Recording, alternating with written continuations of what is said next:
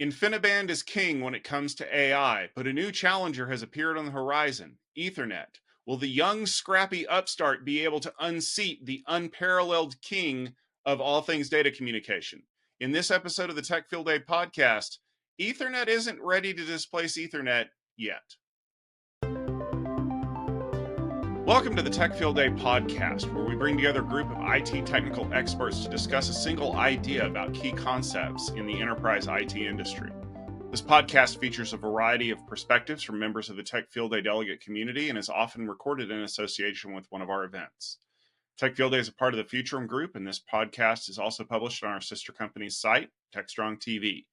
On this episode, we will be discussing AI, but before we jump into the premise, I would like to have our guests introduce themselves, starting with Ray. Yes, my name is Ray Lucchesi. I have a blog, rayonstorage.com. I also have a podcast, graybeardsonstorage.com. I've been in the storage industry lots and lots of years. Hey everyone, Scott Robohn. I'm your friendly neighborhood internet plumber. Apologies to Stan Lee. I've been very fortunate to kind of fall into a networking career starting back in the early 90s. Been through a variety of operations and technical sales roles. And now an independent consultant involved with the founding of the Network Automation Forum and a new initiative called Total Network Operations. All right. And my name is Tom Hollingsworth. I'm an event lead here at Tech Field Day, which is a part of the Futurum Group. Let's jump into the premise for this episode. If you're talking about AI infrastructure, there's a lot of things to dissect, but one of the most important ones is InfiniBand. It is the technology that is running the back-end networks that all of our inferencing and model building happens on. But InfiniBand is old. It's the way things used to be. The future is Ethernet, just like it always has been. There's a way to make Ethernet do exactly what we want it to do, or is there? In this episode of the Tech Field Day podcast, we talk about Ethernet isn't ready to replace InfiniBand today. Now, before we jump into that topic, I think we kind of need to let everybody know, what is it about InfiniBand that makes it so useful for these back-end communications? I mean, NVIDIA basically built their AI clusters because they have access to InfiniBand. Yeah. I think it's lossless and non-blocking technologies, which makes a big difference there. The protocol stack also bypasses the kernel, right? So that low latency by not having to be processed by the kernel. Understanding RDMA kind of helped everything click for me when I was starting to learn about this.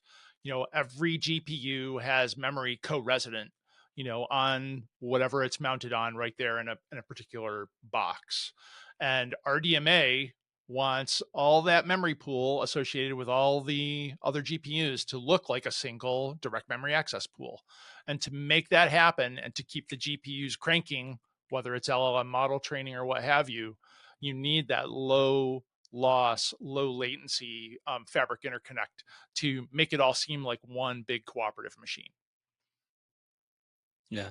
We were at Juniper here for Cloud Field Day 20, probably a month or so ago. And they were making a big pitch to try to use their InfiniBand Ethernet technologies to support the back-end GPU network. I mean, according to Juniper and many people, there are three networks that are associated with AI activities. The front-end network, typically all Ethernet.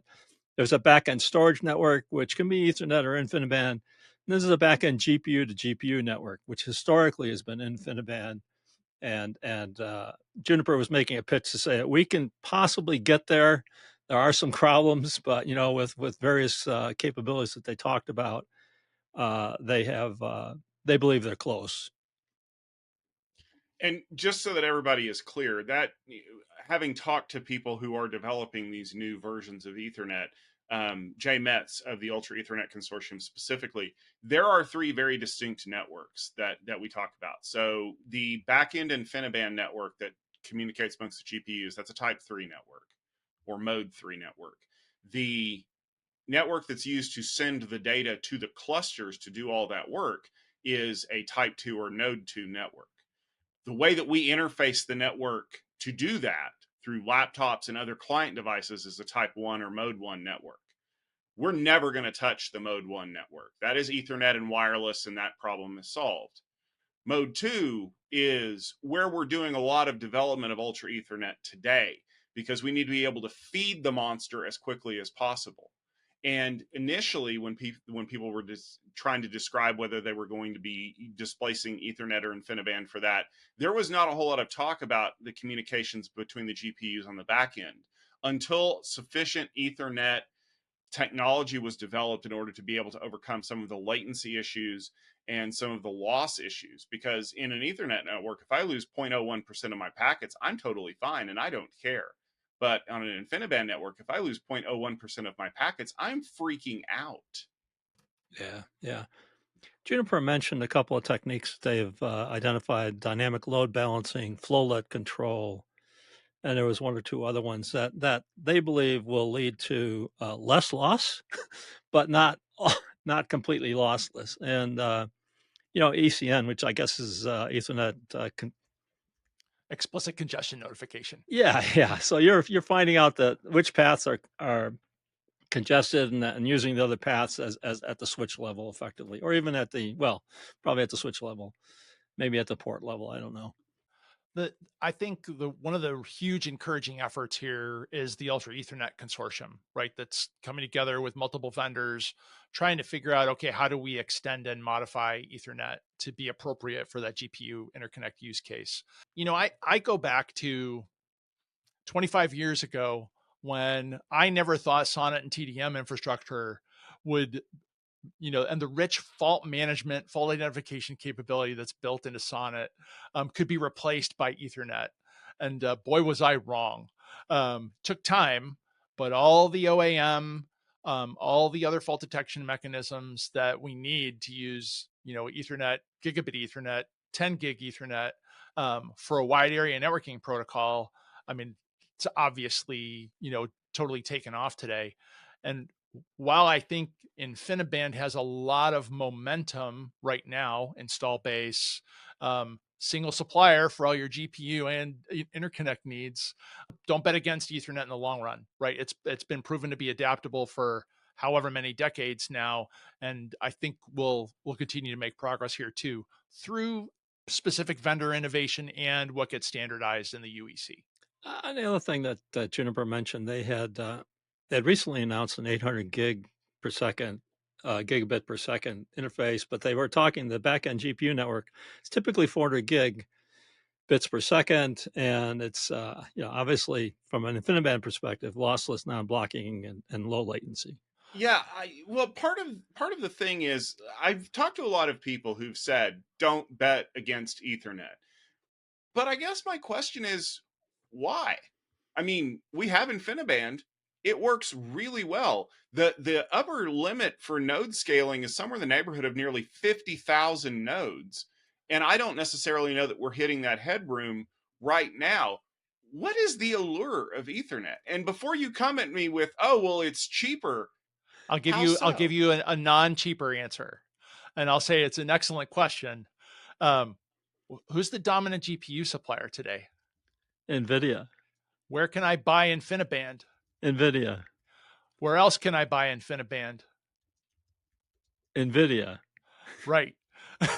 So there are many enterprises, that are interested in building their own large language model, LLM training infrastructure that want competition, that don't want to be, stuck with a single integrated stack from a single vendor, because that gives you certain leverage over your customers. But consider the fact we're talking about thousands of GPUs spread across thousands of servers that are all trying to, do direct memory transfers from one to the other at the fastest possible rate. Can InfiniBand keep up? Yeah, I don't think so. And that's part of the problem that we're running into, is that we're looking at two distinctly different versions of Ethernet. And founder of Tech Field Day and Futurum Group coworker Stephen Foskett loves to quote something that Bob Metcalfe, the founder of Ethernet, told him one time. I don't know what the future of networking is going to be, what's going to look like, but we're going to call it Ethernet. Traditional 10 megabit half duplex Ethernet looks nothing like Sure. the 800 gigabit Ethernet that we're installing in these systems to be able to run them at speed. And yet it's all Ethernet under the hood, except that it's not. Scott, you kind of alluded to the fact that a lot of the administrative infrastructure that we would need to see here wasn't present for the longest time. Things like OAM and Yep. error correction to detection. I mean, when you look at the way that this network would be built on the back end, it's not Ethernet. It's a fabric that's running all kinds of things like, really weird ECMP, packet spraying, very explicit congestion notification mechanisms, because Ethernet by its very nature doesn't like to work the way that InfiniBand does. It's not a reliable transport. And yet we're trying to do everything we can to make it do that, and like holding on by our fingernails to claim that it's Ethernet. Is this really what we should be doing? So I'll go back to the single source issue. I think competition for a technology brings a lot of value, and the InfiniBand ecosystem doesn't bring that today. The Ethernet ecosystem does, and you know we can dive into the weeds on what that transformation of Ethernet has been from you know pre 10 meg hef duplex to something very different today. Um, that's okay. There's a lot of the ecosystem and chip design business that's common enough where building all that gear, even though it's that yet another modification on Ethernet, that's known and it's well understood. And if I can get it from 4, 5, 6 or more major vendors, that does incredible things, from a technology perspective. I think the other thing about this is that a lot of that sophistication ends up being in the switch rather than being in the port. So Ethernet's ports are relatively not that intelligent compared to things like InfiniBand and others and stuff like that. So the ports are cheaper, and the ports being cheaper allows you to configure a 400 gigabits per second network, 30-40% cheaper than you could with an InfiniBand, something like that. I think there's some value in that whole intelligence where that happens, because that's one of the reasons why a technology like RDMA works, is because the card is the important part. The switch, if you want to call it that, in InfiniBand is effectively just kind of a dumb optical interconnect. That's one of the reasons why it doesn't scale very well, is because once you hit that upper limit of, I think it's 48,000 nodes, there's literally no more space to interconnect those things. And that's when you have to go to effectively like well, I guess it would be a 2-stage or possibly even a 3-stage clove fabric at that point. Yeah, all you Ethernet nerds out there are probably freaking out because you know what this looks like. But I mean, one of the things that we keep talking about is this cost effectiveness. Does this decision, is it impacted by the fact that we're still trying to figure out if it's better to run this technology on-prem versus in the cloud? And would a cloud provider have a different way of looking at this? Certainly whoever's hosting the GPUs, that's their decision, right? Whoever's building the infrastructure for that. I think, if I'm not going to build my own AI networking infrastructure, I'm just going to use cloud services. I kind of don't care, right? As long as I get the performance.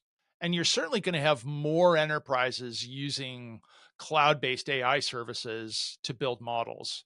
I think just by the numbers. I don't know if I would say that by revenue perspective, but you'll have more enterprise customers engaged in doing stuff that way versus building their own AI data centers. I think you have to make a distinction here between LLMs and everything else, quite frankly, because LLMs are order of magnitude, maybe two more scalable, or have the scale configuration that normal. The whole AI world at the LLM training level is a different.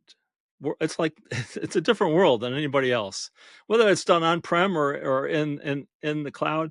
I think doing an LLM model in the cloud would cost you 4 or 5 of your appendages if you have them.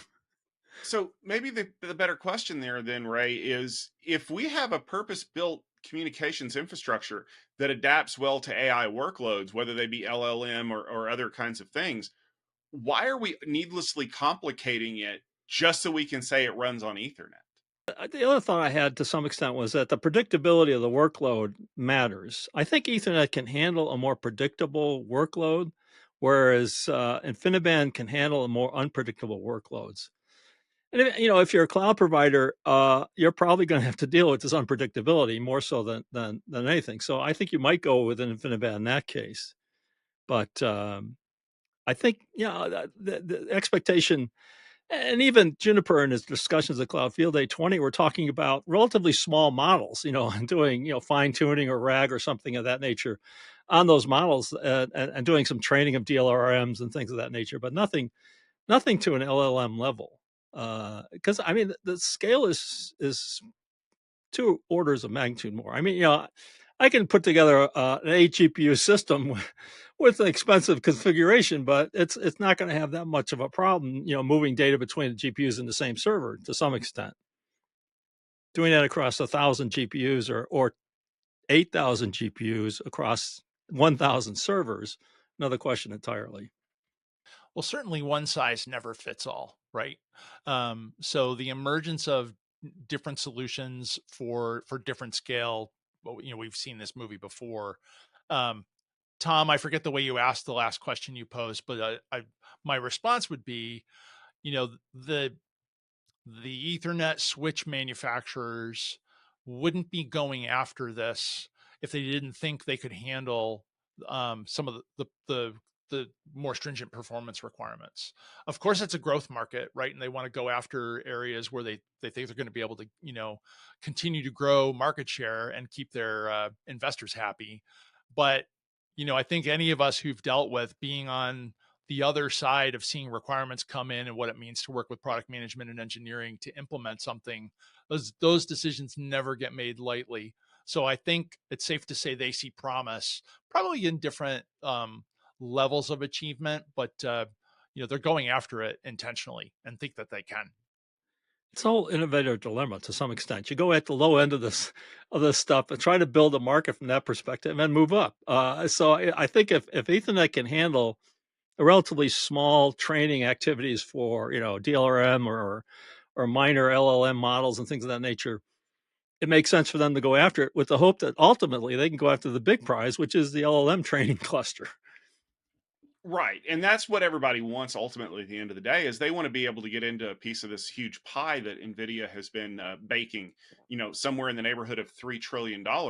But we talk about this a lot on the chip side of things. Nvidia has a huge head start. They went all in on this Sure. years ago. And they've slowly been building out InfiniBand, and we know that they're working on their own alternatives. Spectrum X is one that heavily leverages Bluefield DPUs and some of the Ethernet properties that they've gotten from their Marvell acquisition, which ironically enough is where they got the InfiniBand from. Right. And they're also working on using NVLink as kind of the proprietary networking protocol interconnect, because it keeps things in the family. But my question is, if we know that NVIDIA is developing their own version of Ethernet in-house to replace InfiniBand or at least be an alternative to it, is there a hope that a standards-based Ethernet version will ever be developed to kind of break into that market? Because if it's the situation that we've had for years and in a lot of other technology areas where there is a clear market dominating leader who consumes all of their own champagne dog food type stuff, what hope is there for everybody else? They're just going to be basically getting the table scraps.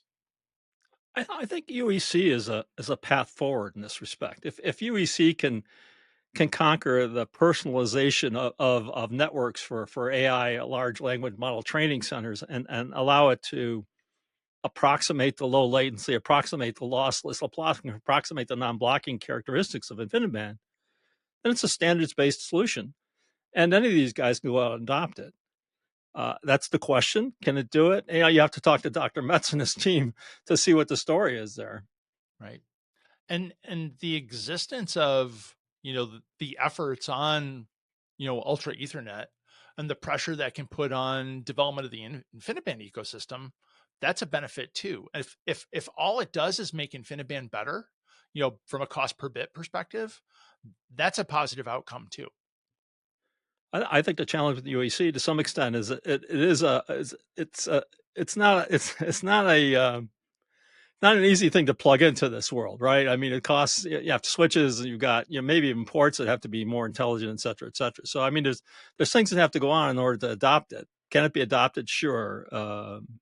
And at what price does it compare to InfiniBand at that level? Yeah, I don't have a crystal ball. I don't know if either of you two. Be careful, it might be a Palantir. Um, you know, I can't tell you, 3 years from now what the slider bar is going to look like for, uh, improvement and Ethernet grabbing market share here, but it seems hopeful. A year from now, we'll probably have a better idea and seeing how well the Ultra Ethernet Consortium is actually doing. And that's a challenge that we have right now, to be honest with you. Like you kind of alluded to, they don't have anything. Like, and I'm not speaking out of school here. I've talked to a lot of those people, and they're still kind of in that forming stage where Sure. we've got to get things together and we have to figure out what our direction is, because we'll use packet spraying as a perfectly good example. Cisco is a champion of packet spraying because they have silicon that can implement it.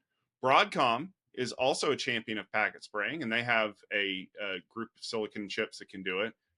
But those two companies, even though they're using the same technology by name, they're not using the same implementation of it. And I mean, this is the thing that we've dealt with over the years in networking.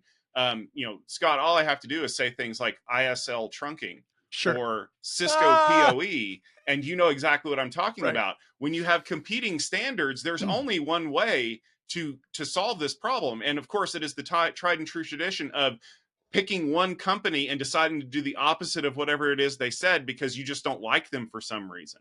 Right. So Right. can the UEC finally say with certainty that we will get to a point where we will have a standard for people to adopt, or will everyone just kind of agree to go their separate ways because, well, I didn't get what I wanted? There's always the risk of that, taking your ball and going home. Um, but this is where I'll get super optimistic on you and say, like, I trust the Silicon Valley ecosystem to produce useful solutions more than I trust any one company.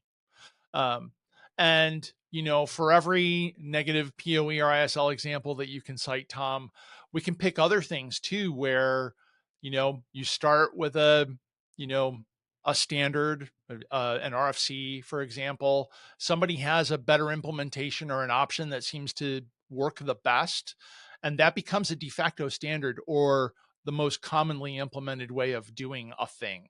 Um, Look, we can see things like what started out as VRRP became HSRP, Mm-hmm. right? Became interoperable. So there are some things to be hopeful Yeah. about I mean, you got to from. look at this. This is $1 trillion market here. I mean, these guys have got dollar signs in their eyes. If they can just agree on something, go after it. I don't see. I don't see this bifurcation being a problem. But I'm not a networking guy. But really, are we all networking guys at this point? Because all we're doing is building a slightly different version of Ethernet in service of another application. I mean, Scott, you and I have been through this a number of times. Right. Networking is dead. It's SDN. SDN is dead. It's this other thing, and this cycle repeats itself. And my biggest problem with it, if you want to call it that, is what happens after that. What happens if once we've built a purpose built network that runs on a custom Ethernet version and AI hype dies down? It fizzles out. Is there a way to salvage what we've taken out of Ethernet and leverage it for something else? Or is it so purpose built that this can never be expanded and kind of has to be jettisoned like the ATM lane networks of old?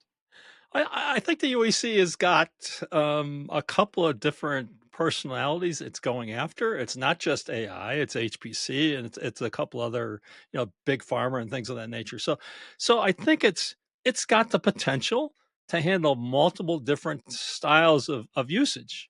And if AI turns out to be a bust, which I personally doubt, but I could be wrong, I think these other solutions will still be there and still have need for networking personalization.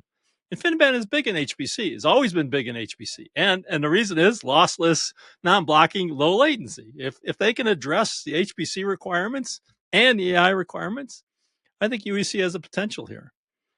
but I'm not a UEC spokesman. So, but let me play your argument back to you, Tom. So you basically just made the same case against InfiniBand. InfiniBand, it goes after a small subset of use cases, but there's a market big enough that sustains it, right? Um, this, development for advanced enhanced Ethernet via UEC or other mechanisms doesn't mean that the rest of Ethernet goes away. It's not a mutual exclusion. So maybe there's wasted development effort in it if it pans out. We'll see. We've obviously seen that before too, and you just triggered me and you reminded my trauma with the lane less bus LECS and ProxyLex. Thanks a lot for that, Tom. Some technologies work or are useful for a limited period of time, and lane was an extremely limited of time. Yes, but let me kind of expand on that. You talked about the fact that InfiniBand is kind of, it has this market and it's very focused. And part of the reason that I'm going to argue that InfiniBand is still around is because of AI. If InfiniBand had been a niche solution for HPC, I don't think anybody really would have cared about it. It would have been, SNA, or it would have been any other thing that we've developed over the years. That frame relay, I mean, it's deployed widely in a Sure. very specific case, but AI networking kind of brought it to the forefront and effectively made people sit up and say, I can displace this. But if ultra ethernet doesn't pay off, a lot of companies are going to be frustrated that they invested a lot of money and didn't get anything out of it. If InfiniBand recedes into the distance, it still has HPC to fall back on. I mean, Sure. I'm now that I've triggered you, I'm going to trigger Ray next. We fought this battle with Fiber Channel. Sure. I remember everyone was a champion for Fiber Channel over Ethernet. And does anybody know what happened to Brocade? Yeah, They're it's still gone. around. Right. They're Yeah. owned. They are Yeah, I still mean, fiber making channel still exists. It hadn't gone away. A fiber channel right. over Ethernet, yeah, not as much. But the point is that those specialized technologies that we developed over the years are still doing their specialized jobs. They're not trillion-dollar industries by any stretch of the imagination, but do they need to be? Yeah, I mean, so HPC is a big enough market in and of itself, to continue InfiniBand for a long time to come. If anything, a lot of our customers nowadays are looking more and more like HPC environments. They're doing a lot more scientific, a lot more data analysis, a lot more big data types of stuff that's going on in these environments. And they're looking just like HPC did or does. I think it'd be a really interesting set of discussions on the floor at like Supercomputing 2024, like November in Atlanta, right? Ask people who are, that's the heart of the HPC community. What are they thinking about? Are they thinking about testing Ethernet solutions for what they're doing, or are they wholly committed to saying InfiniBand works and I'm just going to stick with it? There are a couple supercomputing systems out there that are implementing Ethernet only environments. Not a lot, but there are certainly some. Yeah, getting that pulse like on an annual basis, right? Is the needle moving at all? Well, I was going to say, we also have another event coming up similar to supercomputing where you can talk all about the AI data infrastructure that goes on behind the scenes. And that, of course, is AI Data Infrastructure Field Day, which will be happening October 2nd and 3rd. You can go to techfieldday.com and learn more about that, including seeing a lineup of the delegates who are going to be there, as well as the presenting companies. And I'm sure that they're going to have a lot to say on the subject, just like we have had here. Yeah, yeah. I mean, to some extent, they're more focused on the data aspects of it rather than the networking aspects of it. But yeah, for sure. As you can see, the premise is solid. Ethernet's not ready yet, but as our guests have talked about, there are advances along the way that are getting Ethernet ready to go. I don't know that Ethernet is going to displace what InfiniBand does today, but I also don't know what the future of AI looks like. And it could be that when we develop enough technology to accelerate those workloads, maybe the developers start writing for the tech that we have on the horizon instead of the tech that they are saddled with from days gone by. And in that case, I think that Ethernet is the clear winner, if only because Ethernet is the chameleon of the networking industry. It always takes on the characteristics of whatever it needs to do. It is very flexible, There is no rigidity to it at all. And ultimately, it wins. I want to thank everyone for tuning into this episode of the Tech Field Day podcast. If you enjoyed this discussion, please subscribe to our YouTube channel or subscribe to the Tech Field Day podcast in your favorite podcast application so you don't miss an episode. Consider giving us a rating and a review because that is a great way for people to learn a little bit more about what we do here. This podcast was brought to you by Tech Field Day, the home for IT experts across the enterprise, which is a part of the Future Room Group. For upcoming events and more episodes, including AI Data Infrastructure Field Day, please head over to techfieldday.com/podcast or watch us on TechStrong TV. Thanks for listening, and we will see you next week.